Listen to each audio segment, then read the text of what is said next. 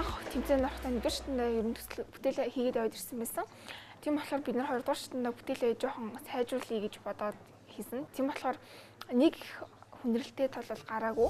Ингэж фильтр тавиад агаарынхаа хоогныг ингийн шүүж исэн юм байхгүй л да тоос тий. Тэгэхээр чиний бүтээл яг хуу харьцуулж байгаа нь буруу ч гэсэн санаа ч их зөв юм аа тий. Нөө манай төсөл нь одоо энэ гол нь фильтр явуулж байгаа. Тэгээ бид нар дараа нь одоо энэ төслийгоо фильтрэн дээр илүү ажиллаж байгаа. Тэр фильтр дээр ажиллах гэж утсан. Фильтрээ яаж сайжруулах талаар судалгаа хийсэн болохоор бид нар фильтрийг самрын яс буюу хушгины ясыг одоо дахин боловсруулалтанд оруулаад хушгины яснаас activated carbon буюу идэвхжүүлсэн нүүрс гэдэг зүйлийг гаргаж аваад үнийг угаасаа хүмүүс фильтрэнд хийдэг. Тийм учраас бид нэг гэрээ нөхцөлд хийх аргыг олсон. Тэгээ одоо энийг бүтээлийнхаа фильтрэнд байрлуулж өгснөөр одоо манай төсөл маань илүү сайжирнаа гэж бид нар үзэж байгаа. Манай багийн гол гишүүн бол манай өвөө энэ төслийг одоо хамт санаачилсан, хамт хүчилмөрөө гаргаад ингэж хийсэн учраас манай өвөөдөө маш их баярлалаа гэж хэлье. Дээрээс нь энэ бүтээлийг айгуу дэмжиж өгсөн. Санааг нь бас дэмжсэн багштай баярлалаа гэж хэлье. Тэгээ бид нар одоо байшингийн хойд болон уртлын цонхны агаарын температур дээр судалгаа хийж өгсөн байгаа.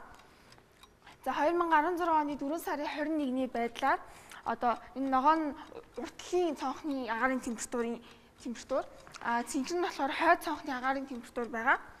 За энэ нь болохоор хойд болон урт цонхны одоо агаарын температурын зөрөөг нь харуулж байна. Ингэснээр бид нөгөө байшингийн сүдэр талын агаарыг гэрт оруулж ирэх гээд байгаа маа. Тэгээд зуны улиралд нар болон сүдэр талын температурын зөрөө халуун өдөрт 10-аас 15 градусын ялгаатай байдаг. Тэгэхээр бид нэр сүдэр талаас агаарыг оруулж ирээд гэрт агаарын солилцоог явуулах юм байна. Тэгээд зарчим нь гаднаас хүйтэн сэрв агаарыг оруулаад одоо хүйтэн агаар хүнд өгдөг учраас ингээд доошоо орно. Ингэснээр бид нэр нэгдүгээр халсан хөрөгчөө хөрөөд өгчнө. Тэгэхээр эрчим хүчийг хийнэ. Одоо тэгээд галтгооны өрөөнд агаарын солилцоо явагдаад үл бүтцснээр гарна. Гол нь нөгөө манай энэ төхөөрөмжийн фильтр нь байдаг. Тэгээд бид нар фильтрээр болохоор цаг тухайд нь солиод өгөх боломжтой. Тэгээ ялангуяа өвлийн улирал тоос тортог, хавар шороо тоос, тэгээ зуны улирал болохоор ургамлын тоосыг ялгаруулдаг фильтрийг тавиад өгч болно. Тэгээ намрын улирал болохоор шороо тоосыг шүүх зорилгоор бид нэр фильтрээ янз бүрээр сонгож болно. Тэгээ бид нар фильтрийн тал дээр судалгаа хийсэн байгаа. Одоо 2-3 төрлийн одоо фильтр үйлдвэрлэдэг компаниуд байдаг нь одоо бид нар фильтрээ янз бүрээр сонголтыг бий болгоод өгч байгаа маа. За одоо төхөөрөмжөө нөгөө ажиллуулад үзчихсэн. За тэгээд төхөөрөмж ажил сонирхолтой. За ингээд өрөөний температурыг мэдрээд сенсор ингээд автоматар ажиллах юм байна. Хэр дуу чимээтэй вэ? Дуу чимээ бага. Халиуна. Би чиний бүтээл санааг хаана хэрэглүүл бас боломжтой вэ гэдгийг сая танилцуулж явах чинь бодлоо л доо. Одоо энэ тэнд кампууд дээр контейнерүүд байгаа штэ. Агаар сэлгэлт бол үнэндээ муу байдаг. Тэнд тавьбал бас наа чин үнэхээр хэрэгтэй бүтээл байна шүү. Тэгээ манай төсөл зөвхөн галтгооны өрөө гэхгүй цаашдаа өргөжүүлэх юм бол одоо офис, барилга тийм жорлон ялангуяа жорлон гэх тиймэрхүү газруудад бас байрлуулж өгөх боломжтой. Халиуна тайзан дээр урьж байна. Багийн гишүүн таныг ч гэсэн тайзан дээр урьж байна. Та өөрийгөө бидэнд танилцуулаач. Энэ оюун баяр гэдэг юм аа. Би багш нь. Фильтр хийж байгаа компаниуд тэгээд юу гэж яах юм? Ер нь уулзсан тэр компаниудаас ер нь яг иймэрхүү цонхны юунд хийгээд тааруулаад өгч болно гэж байна уу? Тэд нар чи өөрсдөө яг машины бол фильтрийн хэвнүүдтэй байгаа бах тий. Болно. Тэгээ одоо яг энэ фильтр чинь тоосноос гадна өөр юу? Одоо жишээлбэл за яг ургамал тий том юу тийм яах болох л та. Утаа хэр зэрэг яах юм бол та. Шүүх юм бол та. Фильтр нь тустай онцлогтой байгаа. Янз бүрийн фильтрийн сонголт өргөн. За тэгээд хоёрт нь юу вэ? Нэг тэр хамгийн гол юм ингэж байгаа шүү дээ. Яг цонхоор одоо ингээд агаар оруулж байгаа зохиолдолд агаар чинь үгүй бол цонхоор орж ирэх ш гарах тийшээ агаарын урсгал заримдаа байдаг шүү дээ. Одоо бид нэгээ салхивч онгойлгох төр зарим тохиолдолд үүднээс буюу салхивчаас ирсэн агаарын урсгал цонхоор гараад ингээд гадагшилдаг шүү дээ. Энэ тохиолдолд энэ нөхөр чинь наашаага агаар оруулахгүй үлээгээд идэг. Тэр хоёр чинь хоорондоо урсгал нь эсрэг учраас оруулах төвхтэй.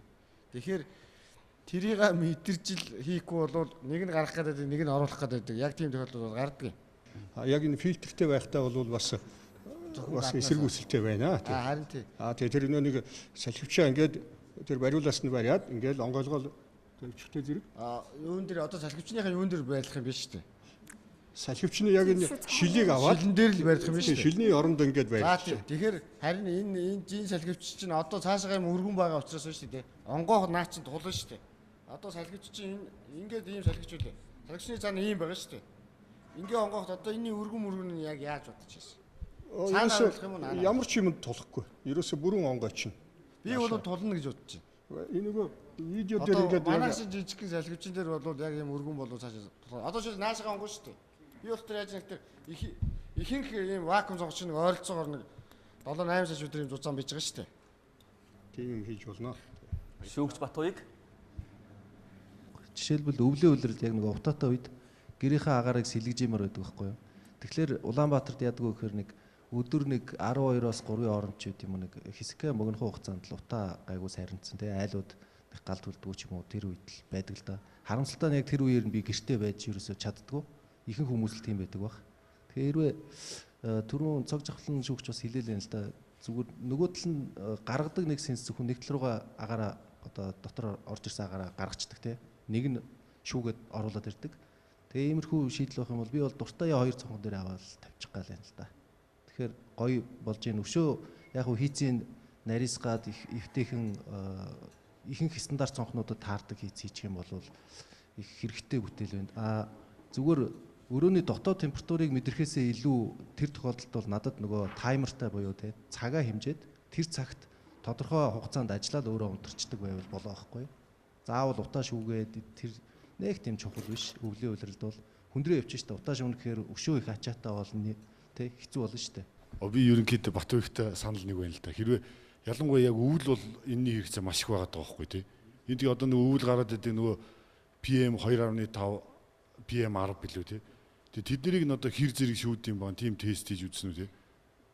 Тэгэд нэг дээр ингээд нэг зургатаар харж ирсэн чи одоо Бээжингийн тэр агаарын бохирдолд одоо шинэ байшингууд нь ерөнхий нийтдээ нэг тийм том одоо шүүлтүүртэй болцсон гэ тий. Тэгэхээр энийг яг ингээд гэртээ тавих юм бол жоон дуурайд байна л да. Шүн унтж байгаад эн чинь бас нөгөө хүрэгчний дууж гисэн заримдаа саадтаа санагдаад хэлдэг шүү дээ тий. Тэгэхээр яг өвөл бол магадгүй даралтаар ороод ирж магадгүй тий.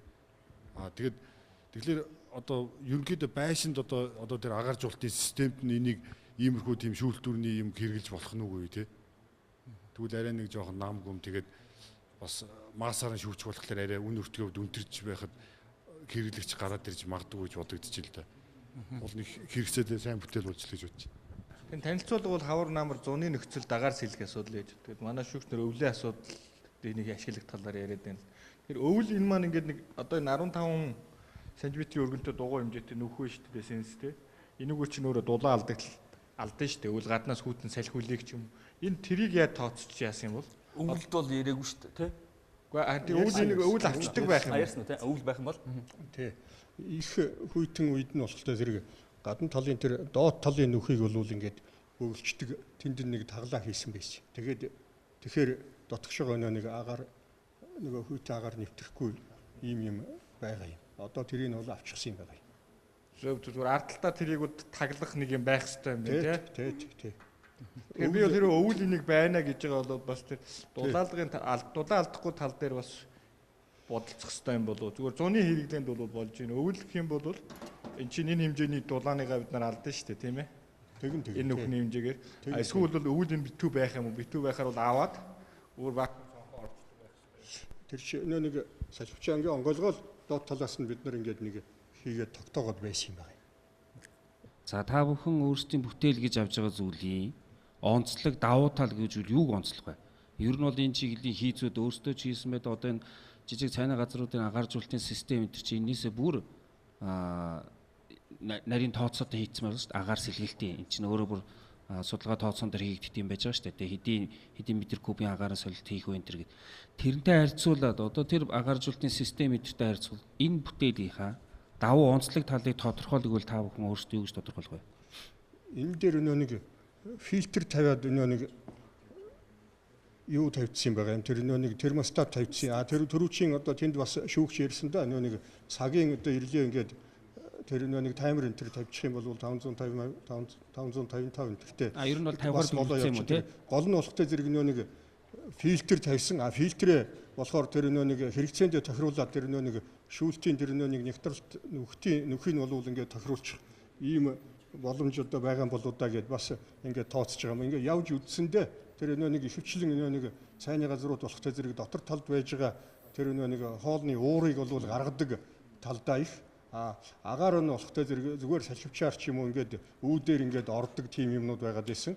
Яг гаргадаг тал дээр бол одоо ямар ч асуудал байхгүй. Тэнд бол хүмүүстэй өрсөлдөх юм байхгүй. Яг оруулдаг дээр л одоо тэнд нэг бас нэг жижигхэн одоо тэр нэг бас өөр газарт нэг их тархаагүй юм байгаа юм болоо да гэж бодсоо. Тэгээд тэр энэ фильтр тавьсан юм байгаа юм. Энэ фильтрийн нэг материалын хувьд болох тэ зэрэг тэр манай одоо нэг 3 компани байна лээ. Нэг нь тэр нэг 5 шарын тэр урд талд, нэг нь болох тэ зэрэг тэр 2 дугаар сахилгаан станцын хажуу талд энэ 120 мянгатад. Тэгээ аль нь болохоор тэр юугаа бол тэр фильтрийнхээ тэр нэг материалыг бүр ингээд давуу шиг ингээд бүр ороогоод аваад ирсэн. Ямар ч одоо хэмжээний одоо тэр микронтой байсан одоо тэрийг бол одоо шүүдгээр тэгээд ямар ч хэмжээнийхийг бол одоо нийлүүлж болно гэдэг одоо нөгөөдөл маань хэлээд байж байгаа. Маш их баярлалаа. За тэгэхээр миний хувьд бол контейнер кампуудад тавьж болох. Бусад шүүгчүүдийн хувьд бол өвлийн цагт, зуны цагт мэдгүй зарим нь бас өөр газар таймертай хэрэглэх Улаанбаатарт байдаг нарийн тоосонцрын асуудлыг шийдэх гэсэн энэ бүтээл санаа 2 дугаар шатнаас 3 дугаар шатнд тэнцвүүгүй юу гэдгийг одоо бүгдээр хамтаа гэрлээр харцгаана. Гэрэл асаж үнэлгээ гарна. Гэрэл 3 ногоон гэрэл. Баяр үргэе. 3 дугаар шатнд бүгдээр эргээд уулзсан үр дүнгээ сайн тушаад ирээрэй.